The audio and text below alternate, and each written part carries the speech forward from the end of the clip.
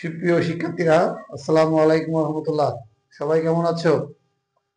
আজ তোমাদের জন্য গুরুত্বপূর্ণ কিছু টপিকস নিয়ে আলোচনা করব। যারা 2026 সালে পরীক্ষা দিবে, তাদের টেস্ট পরীক্ষা খুবই নিকটে চলে আসছে।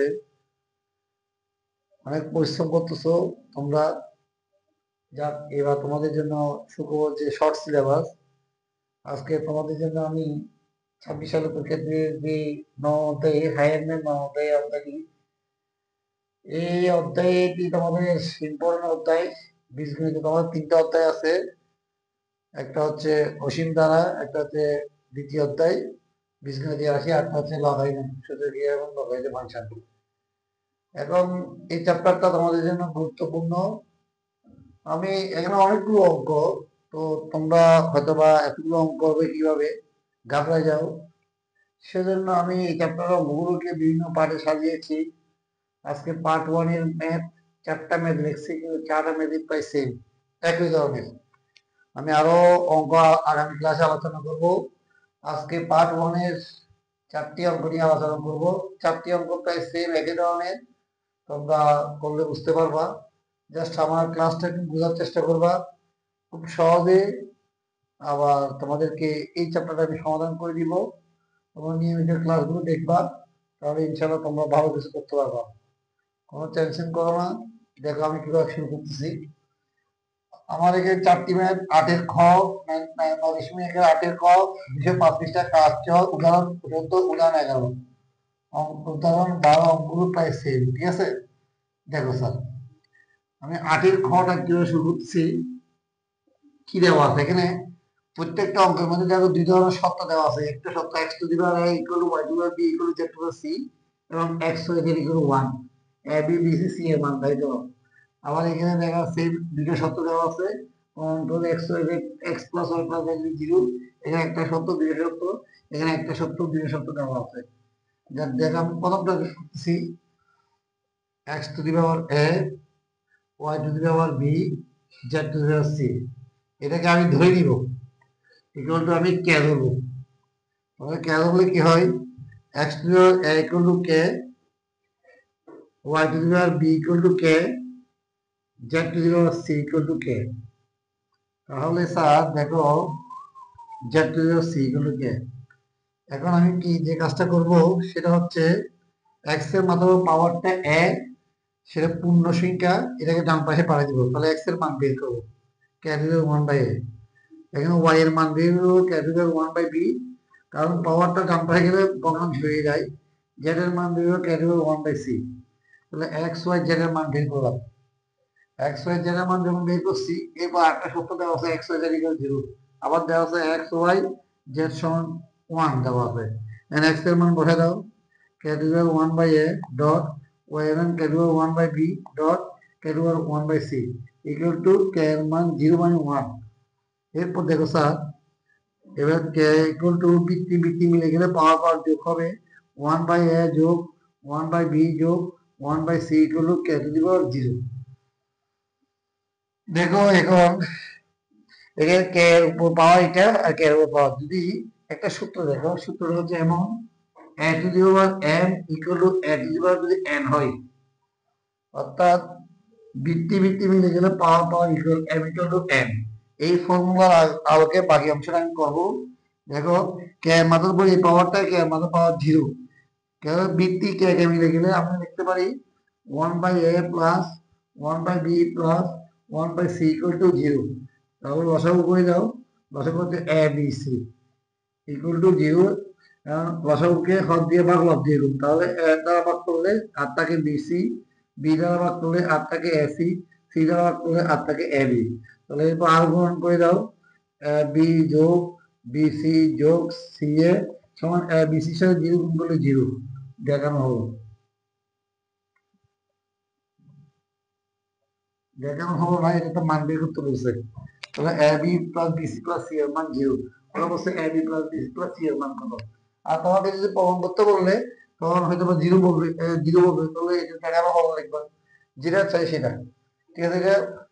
এত a b plus bc plus c এর মান বের করতে বললে, অথবা বলবে a b plus bc plus c এর মান 0 প্রমাণ করো, যেখানে একটা বলবে। ঠিক আছে, দেখছো শিক্ষার্থী?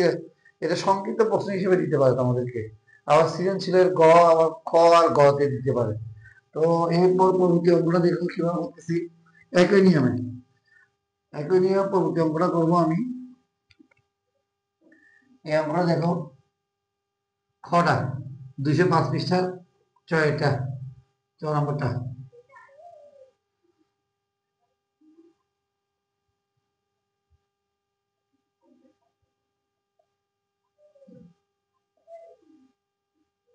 এটা বল স্যার, আমরা ধরে নিব কে, ধরে নিব, তাহলে কি হয়,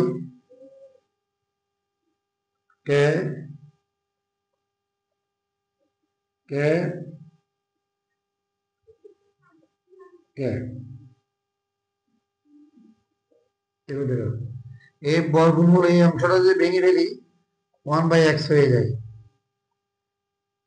এটা যদি ভেঙে ফেলি 1/y হয়ে যায়, এটা ভাঙলে 1/z হয়ে যায়। কিভাবে বললাম, যেমন ধরো তুমি রুট এক্স আছে, বর্গমূল Bangla x to the 1 half হয়ে, আর বর্গমূল বাংলা যদি অন্য কিছু থাকে, মনে 3 আছে, ঘনমূল আছে, ভাঙলে 1/3। সেই আলোকে এই এক্স মূল থাকলে 1/x, ওয়াই মূল থাকলে 1/y, জেড মূল থাকলে 1/z হবে। তাহলে আমাদের সাথে দেখো, এ বি সি, এ বি সি এর মান বের করবো। কেন এ বি সি এর মান, এখানে আরেকটা শর্ত দিছে a b c equal to 1, এর আগে শর্ত দিছে x y z equal to 1। তাহলে এখান থেকে আমি এর মান বের করলে বাম পাশের ভগ্নাংশ ডান পাশে চলে যায়, তাহলে কি হয়ে যায়, এক্স হয়ে যায়। এটা b equal to k to the power y, c equal to k to the power z. তাহলে এখন লিখতে পারি a b c equal to 1, এর মান k to the power x, b এর মান k to the power y, c এর মান k to the power z. তাহলে k to the power 0 equal to আমি 1 লিখতে পারি। তাহলে এরপর দেখো, k to the power x plus y plus z equal to k to the power 0। তাহলে কে কে চলে গেলে, তাহলে x plus y plus z equal to 0। দেখছো, প্রমাণিত। একই নিয়মে প্রত্যেকটা অঙ্ক তোমাদেরকে প্রত্যেকটা অঙ্ক করে দিচ্ছি, একই নিয়ম হওয়া সত্ত্বেও আমি করে দিচ্ছি, যেন তোমাদেরকে এটাই বলতে চাচ্ছি অঙ্কগুলো একই নিয়ম। এখানে এই অঙ্কটা আমি এক নিয়মে আর নিয়ম হয়ে যাই, প্রত্যেকটা অঙ্ক এই জায়গাটা ধরে নিব। তাহলে এটাও সেম দেখো, এটা 14 নম্বর উদাহরণ, 14 নম্বরটা দেখো, উদাহরণ 14 নম্বর। a to the 1/x, b to the 1/y, c to the 1/z equal to k ধরবো, ধরি। তাহলে কি a to the 1/x equal to k, b to the 1/y equal to কে,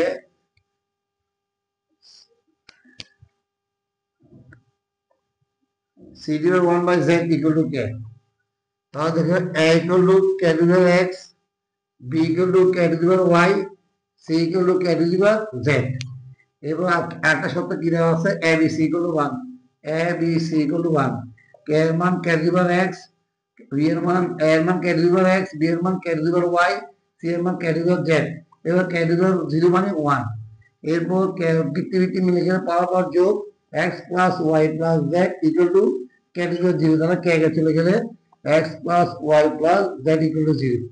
বুঝতে পারছো? একই অঙ্ক, একই নিয়ম। এরপর দেখো স্যার, উদাহরণ 12 নম্বর। উদাহরণ 12 নম্বর তোমাদের বইয়ে অন্য নিয়ম করা, উদাহরণ 12 তোমাদের বইয়ে অন্য নিয়ম করা আছে। তো আমি অন্য নিয়ম করবো না, আমি এই নিয়মে গেলে উদাহরণ 12 করবো, অন্য নিয়ম করবো না, এই নিয়মে করবো। a to the power x, b to the power y, c to the power z equal to k। তাহলে কি লিখতে পারে, a to the power x equal to k, b to the power y equal to k, c to the power z equal to k। তাহলে a to the power x হয়ে গেলে k এর মাথার উপর ভগ্নাংশ হয়ে যাবে, y কে এর মাথার উপর ভগ্নাংশ হয়ে যাবে, সে কে এর উপর 1/z। অর্থাৎ বাম পাশের ভগ্নাংশ, বাম পাশে পাওয়ারটা যদি ভগ্নাংশ থাকে, ডান পাশে পাওয়ারটা পূর্ণ সংখ্যা হয়। বাংলাদেশের পাওয়ারটা, বাম পাশের পাওয়ারটা যদি পূর্ণ সংখ্যা হয়, ডান পাশে গেলে ভগ্নাংশ হয়ে যায়। এবার কি শর্ত দেওয়া আছে, b square equal to a c. তো বি এর মান কি, কে 1/y, K to the 1/y square. এর মান কি, কে টু দি 1/x। তাহলে সি এর মান k to the power 1/z। K to the power 1/z, তাহলে k to the power 2/y equal to k to the power 1/x plus 1/z। তাহলে বৃত্তি বৃত্তি বাদ দিলে 2/y equal two 1/x plus 1/z। এবার পক্ষান্তর করে গেল, বাম পাশেরটা ডান পাশে, ডান পাশেরটা বাম পাশে নিয়ে আসো, 2/y দেখছো। তাহলে আমি 4টি অঙ্ক করে দিয়েছি তোমাদেরকে, বলছি না যে একই নিয়ম, সেটা বলছি আবার সারাল করিয়ে দিলাম। তো তোমরা আমার এই টপিকসগুলো আবার দেখবা, বারবার করে দেখবা। আমি আগামী ক্লাসে আরো কিছু অঙ্ক একই অঙ্ক নিয়ে তোমাদেরকে আলোচনা করবো। আজকে চ্যাপ্টার 9.1 এর পার্ট 1 একই 4টি অঙ্ক আছে বইয়ে, এই 4টি অঙ্ক নিয়ে আলোচনা করছি।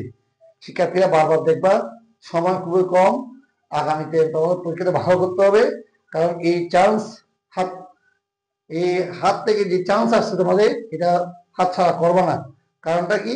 কারণ আগামীতে কিন্তু ফুল সাবজেক্ট, অর্থাৎ সম্পূর্ণ অধ্যায় নিয়ে পরীক্ষা দিতে হবে। এবার কিন্তু অল্প অধ্যায়, এতে ভালো একটা রেজাল্ট করা যায় তোমাদের জন্য খুবই সুবর্ণ সুযোগ। তো আজকের মতো এতটুকু, সবাই ভালো থাকো, আল্লাহ হাফেজ, আসসালামু আলাইকুম।